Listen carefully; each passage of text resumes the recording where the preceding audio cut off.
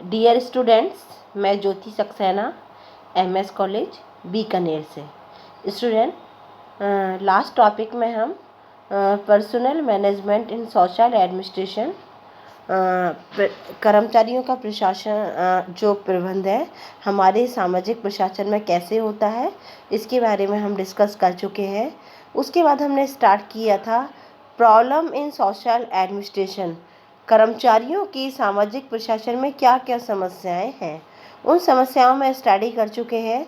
उनकी एक सेवी वर्गीय पॉलिसी उनके पास नहीं है।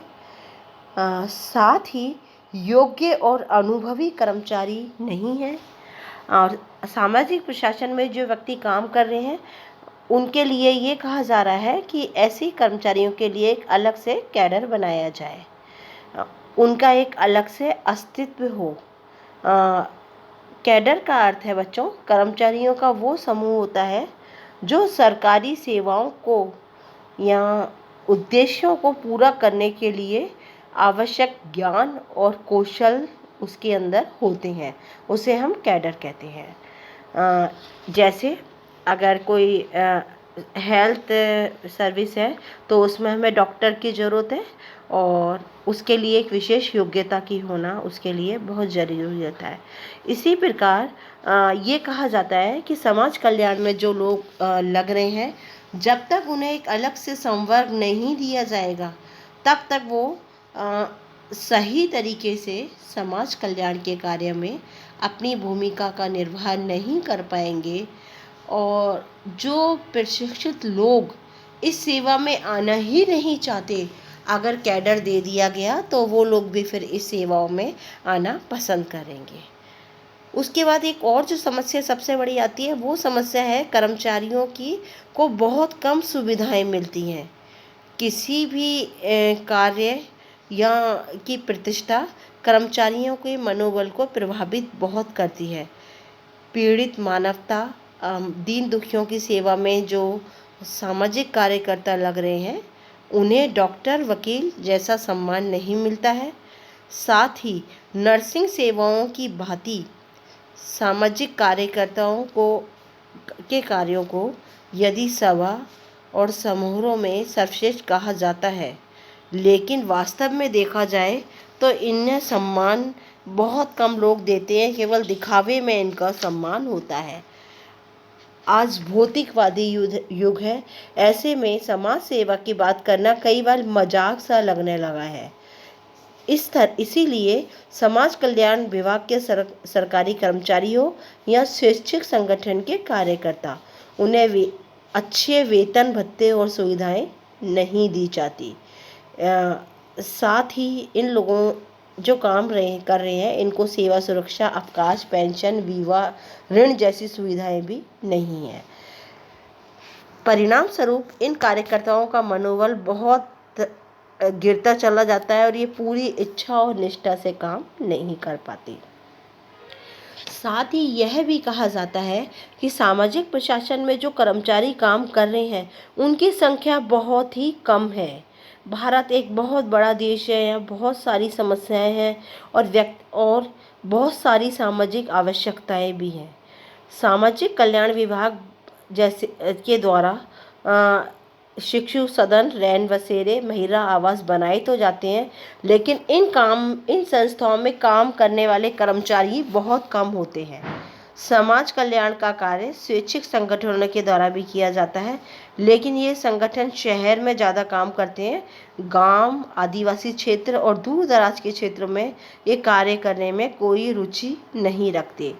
साथ ही वित्तीय समस्या के कारण भी सरकार समाज सेवा कार्यक्रम को धीरे धीरे कम करती जा रही है। तो ये सारी समस्याएं सामाजिक प्रशासन के कर्मचारियों के सामने आती हैं कि ये संख्या में कम होते हैं, इन्हें सुविधाएं नहीं मिलती, इन्हें ये योग्य और इतने प्रशिक्षित नहीं होते जितने डॉक्टर, इंजीनियर, वकील होते हैं। एक प्रभावशाली अच्छी सी इनके लिए पॉलिसी या एक सेवी वर्गीय नीति इनके पास नहीं होती, ताकि ये इस कारण ये सही तरीके से कार्य नहीं कर पाते। लेकिन इन सारी समस्याओं को दूर करने के लिए एक अध्ययन दल बना और उस अध्ययन दल ने अपने कुछ सिफारिशें 1959 में भारत सरकार को दी। वो सिफारिशें इस तरह थी कि एक कल्याणकारी सेवा नीति बनाई जाना बहुत ज़रूरी है। इस कर्मचारी नीति के अंदर संवर्ग और अन्य दूसरी सेवाओं का भी प्रारूप बनाया जाए। साथ ही यह सेवी वर्ग नीति ऐसी हो जो उद्देश्य के अनुसार लोचशील, व्यापक, गतिशील और समन्वयकारी हो।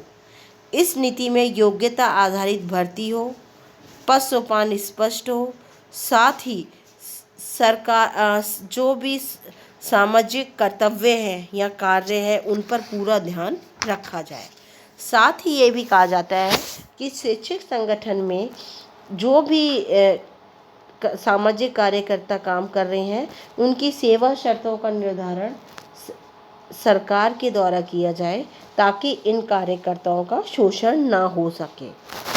समाज कल्याण में जो कर्मचारी काम कर रहे हैं इन कर्मचारियों के वेतन भत्ते सरकारी कर्मचारियों के समान होने चाहिए। कल्याणकारी संवर्ग के पदों पर प्रतिष्ठित व्यक्तियों की सीधी भर्ती हो। जो लोग पहले से कार्य कर रहे हैं और उन्हें प्रशिक्षण नहीं मिला है उनके लिए प्रशिक्षण की व्यवस्था हो। पदोन्नति के अवसर उपलब्ध करवाए और योग्यता और वरिष्ठता को आधार बनाया जाए। इन संवर्ग के पदाधिकारियों की भर्ती लोक सेवा आयोग द्वारा हो। सामाजिक प्रशासन से संबंधित नियोजन पर्यवेक्षण के कार्य करने के लिए प्रशिक्षित कर्मचारी लगे, उन्हें प्रशिक्षण दिया जाए। साथ ही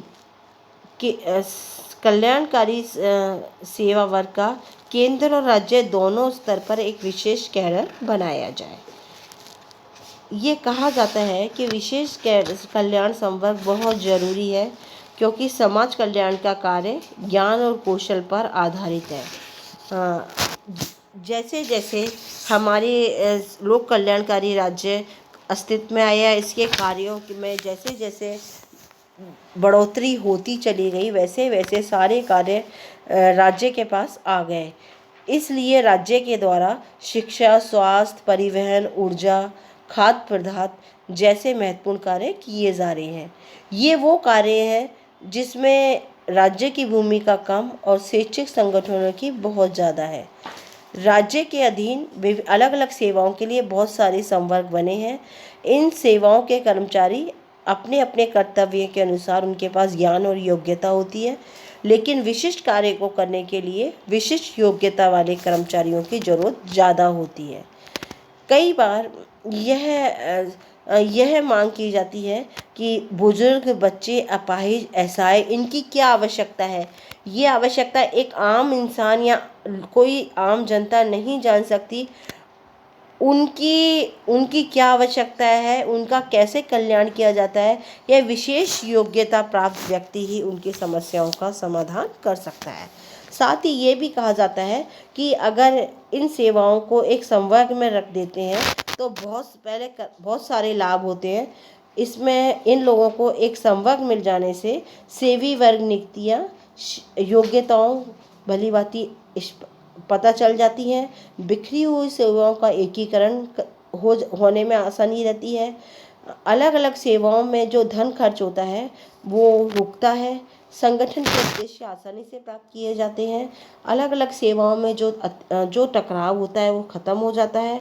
कर्मचारियों के बीच में टीम भावना का विकास होता है। नियोक्ता और कर्मचारी के संबंध मधुर बनते हैं। सेवा शर्तें, पद सोपान, नियंत्रण की व्यवस्था प्रभावी हो जाती है। साथ ही ये भी कहा जाता है कि विशिष्ट संवर्ग बनने से कर्मचारियों की एक सामाजिक छवि बनेगी। पदोन्नति जब उन्हें मिलेगी तो उनका मनोबल ऊंचा उठेगा।